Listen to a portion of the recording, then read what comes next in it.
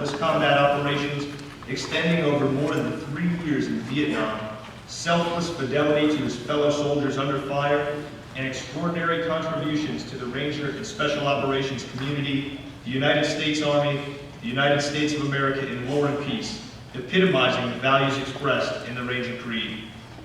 In 3 tours in Vietnam, Ranger Vencill led a rifle platoon, pioneered long reconnaissance operations with the 173rd Airborne Brigade's new long-range reconnaissance platoon, commanded a rifle company, and led a Ranger-like hatchet force company made up of American officers, Montagnards, and the Chinese Nungs conducting intensive reconnaissance and combat operations against the North Vietnamese Army in eastern Cambodia.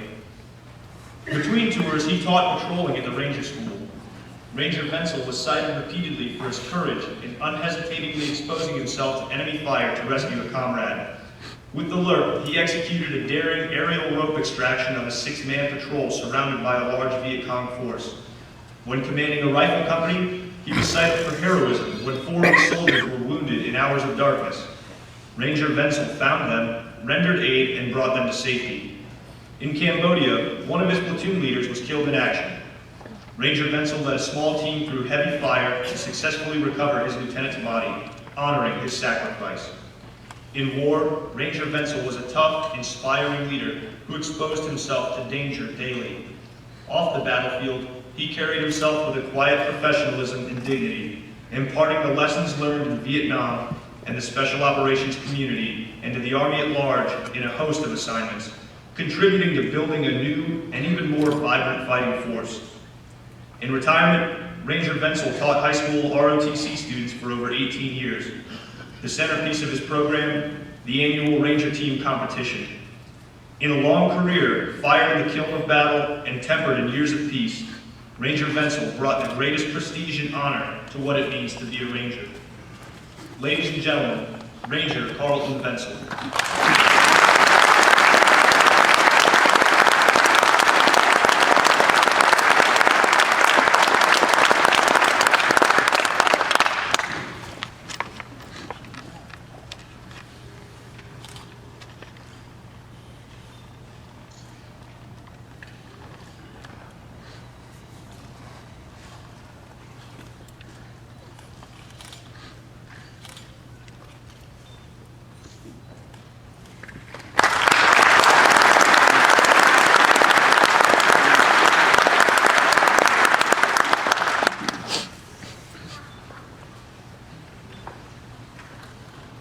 Needless to say,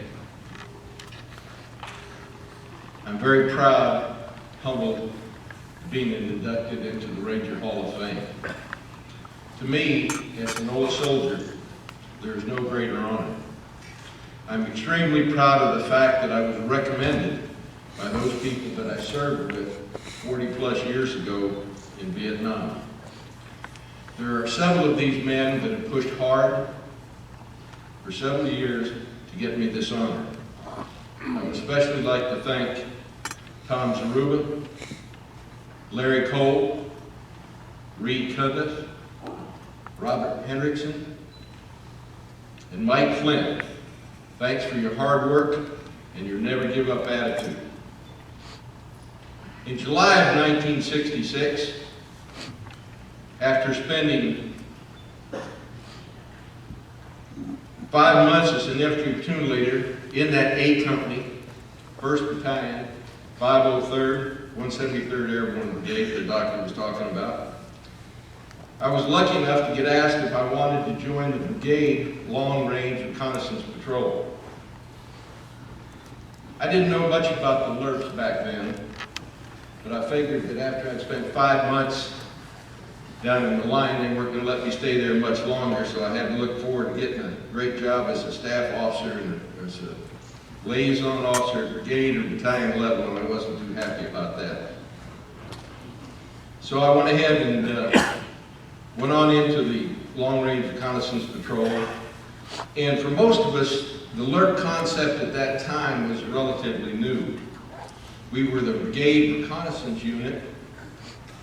We took our orders from the Brigade S2, and our mission was to insert 6-man reconnaissance teams deep into the jungle in enemy territory conduct reconnaissance, ambush, and prisoner of war snatch type missions.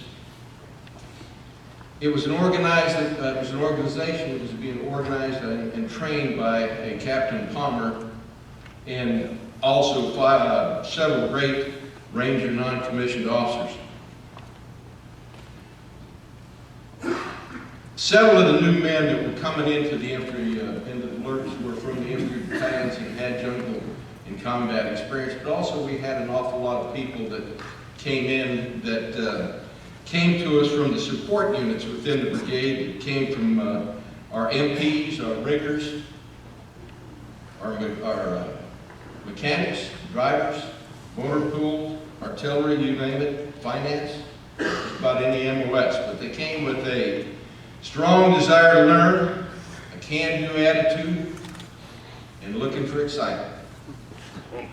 We did a lot of unit training, but we were also lucky enough to send 2 large groups up to the 5th Special Forces Group, long-range reconnaissance. It was Project Delta's long-range reconnaissance patrol school.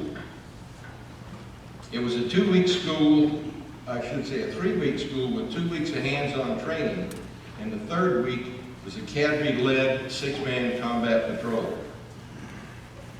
Great training. Our last group graduated from Delta Alert School in August of 1966. We returned back to the brigade and immediately started running 6-man teams into War Zone D. Ranger Roger Brown, one of the team leaders, was the first of the teams to bring out a prisoner of war from War Zone D. He was also a member of A Company, 1st Battalion, my platoon, 503rd. A couple of months later, we had a team that was on a trail watch mission. The team was composed of a Ranger team leader, 2 infantrymen, an artilleryman, a mechanic, and a finance clerk. Most of them had, by this time, had several missions under their belt. And also Delta trained, but this is the finance clerk's first trip into the woods. The team leader going into the site, he had a trail watch mission, like I said. He did a good job, picked up a good position for overwatch of the trails. We could watch, it was an east-west trail, so we could watch the movement on the trail. And he also picked up a good escape route through the back door, which was to a landing zone to the south. All the next day, the team observed, counted, and reported the Viet Cong movement from west to east along that trail. At the end of the day, a large Viet Cong force, about a company size, was moving from west to east down that trail. And they decided to establish a night bivouac position just off the trail. Unfortunately for the team was located inside that bivouac position. The Viet Cong were making a lot of noise, moving around, moving into their new bivouac position. They were talking and laughing and joking and banging pots and pans as they were trying to get ready for their evening meal. Now the team that was there in the center of that bivouac position, with a little bit of tension going on. And the team leader decided he was going to get up on the radio and call the airborne forward air controller, the FAC. Called the FAC up and explained the situation and requested immediate extraction. And really, as I remember it, there was a lot of the question with the FAC saying, say again, say a little louder. And the guy on the ground saying, I can't say louder. He said, they're all around us. So anyway, the FAC went ahead and called up the brigade TOC, and the TOC launched a helicopter recovery team. The recovery team consisted of 3 slicks, which were the recovery helicopters, and 2 gunships. Now, the crews had been briefed on the team's problems and knew that they were going into a hot LZ, and tension was a little tight with them, but they were a good bunch of crews. They were good crews. The extraction team left the brigade TOC area and headed towards the extraction point. And as usual, the extraction birds were down on the deck.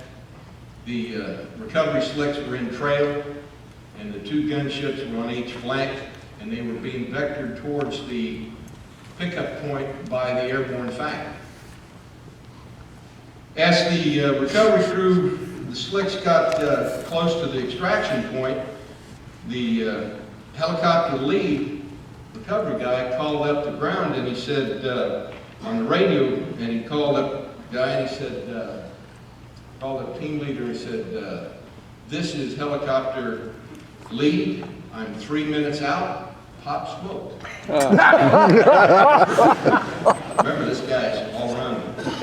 While I was on the ground, team leader on the ground, he pauses for a little minute, then he starts whispering in the radio, and he says, negative on the smoke. He said, he's whispering now, not like I am, but he says, negative on the smoke. He said, they're all around us. And the helicopter lead, he didn't hesitate. He came back and he said, this is lead. You either pop smoke or I'm not going to come get you. Another short pause from the team leader. Team leader on the ground, and he whispers back into the radio again. He said, okay. He said, I'm going to pop smoke. But he said, you better be fast. And if I remember correctly, he said it a little bit stronger than that. The team assaulted the Viet Cong perimeter from the inside, and as they went, they fought their way to the LZ. They knocked over a machine gun position and several other positions and ran out there and popped smoke. And just as they popped smoke, those lead slicks were breaking over the tree line and came down and flared to pick that team up. And there was a lot of green and red tracers flying around. But thanks to good leadership on that team leader's part, aggressiveness on the team, and aggressive teamwork, I should say, and great helicopter support, and a whole bunch of luck, the team was extracted without any friendly losses. This is an example of the tough, aggressive, and brave men that I was lucky enough to work with 40 years ago. They always did what was asked of them. They were true professionals that were always able to adapt to any challenge and overcome any obstacles. Great bunch to work with. Thank you. Rangers,